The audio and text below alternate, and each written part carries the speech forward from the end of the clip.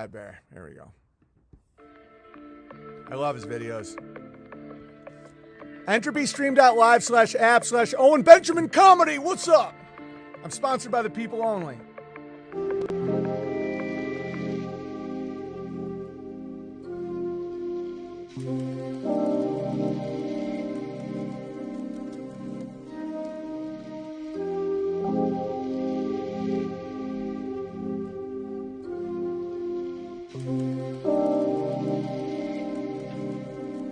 Flatbird has some great stuff. We just got a bunch of dudes and went into the Idaho wilderness and just started building stone cabins and shit. And it's just so great. You can be like, okay, let's start a homeschool curriculum. My family now supplies milk to 5 families. You know, I have cows and goats and chickens and alpaca, and, you know, my wife's spinning wool. My kids, it's like 5, 3, and 1. My 5-year-old is like, you know, more consciously aware of how the world works than I was at 35. You know, and I'm getting very hopeful about the future because, like, I think there's going to be a lot of death. And I think there's going to be some major shifts in institutions. For those who have the families and have the skills and have the work ethic to see through these storms, I think the future is insanely bright. One thing I've learned from living a very natural homestead life for a while now is there's no scarcity. Like, one tomato can make 100 tomato plants. It's like bang, bang, bang, bang, bang, bang. Like, one of the biggest conspiracy lies in the whole world is that there's scarcity of anything.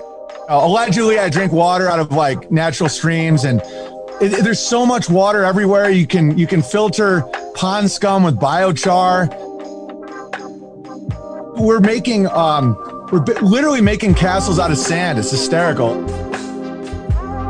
You can do geopolymers and make your own limestone.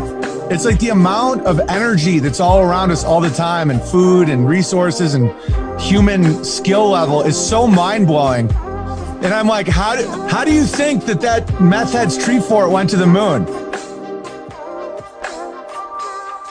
And everybody's like, oh, we went to the moon, how dare you? I'm like, oh man, we gotta rebuild. And so we are, and it's fun. I could go to the moon in a nanosecond. The problem is we don't have the technology to do that anymore. We used to, but we destroyed that technology, and it's a painful process to build it back again.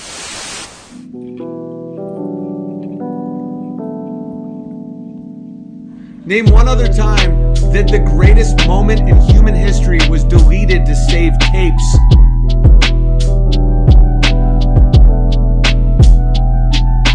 By an organization that gets $24 billion a year. The moon rocks have traces of uranium isotopes and brass that only they're man-made from Earth. Neil Armstrong, his body language and his verbal demeanor was distancing himself from all actions when he was on the moon, and they wouldn't let him give another interview for 30 years. The rock he gave Holland was a piece of petrified wood. I don't even have to touch the Van Allen belt. As we get further away from Earth, we'll pass through the Van Allen belts, an area of dangerous radiation. Radiation like this could harm the guidance systems, onboard computers, or other electronics on Orion. Naturally, we have to pass through this danger zone twice, once up and once back. But Orion has protection. Shielding will be put to the test as the vehicle cuts through the waves of radiation. Shielding will be put to the test as the vehicle cuts through the waves of radiation. Shielding will be put to the test as the vehicle cuts through the waves of radiation. Sensors aboard will record radiation levels for scientists to study.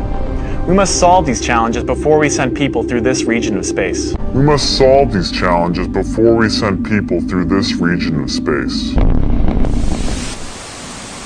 Dude, look at how Bush, Clinton, Obama, they all said we're going back to the moon. Gearing up, bailed. Well, what about private? Elon Musk said he's going to the moon, bailed. Now he's going to Mars. Oh, well, there's nothing on the moon. Of course there is. There's a $1 trillion tourism business to go to the moon. It would be the best place to study Earth. There's no atmosphere.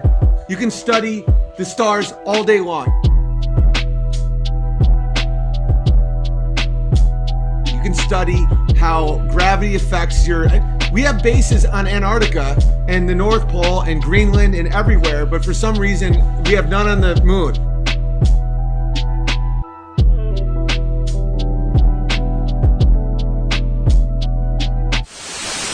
And so the good news is, no matter what it appears, quote unquote, they are doing, it really comes down to our choices in life.